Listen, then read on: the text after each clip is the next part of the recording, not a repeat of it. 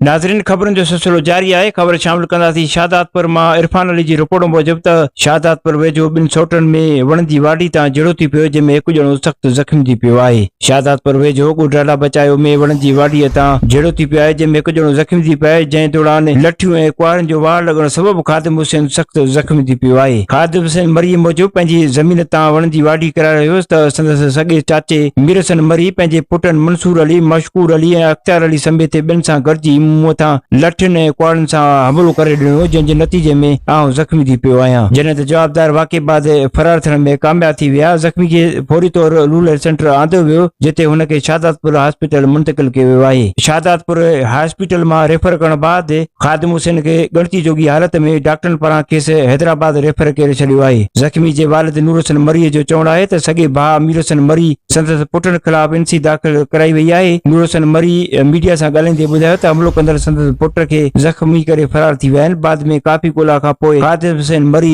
ज़रे ज़मीन मां पाणी जे वारी खॾ में भरिसां बेहोशी जी हालत में पियल हो, जंहिंखे फौरी तौर अस्पताल मुंतक़िल कयो वियो। हिन वधीक ॿुधायो त जवाबदारनि खे जल्दी गिरफ़्तार करे मूंसां इंसाफ़ कयो वञे। ज़रीन मूजिब नूर हसन मरी ऐं मीर हसन मरी ॿई सॻा भाइर आहिनि, जंहिंजी ज़रे ज़मीन जी मालिकी तां पुराणो तकरार हलंदड़ आहे।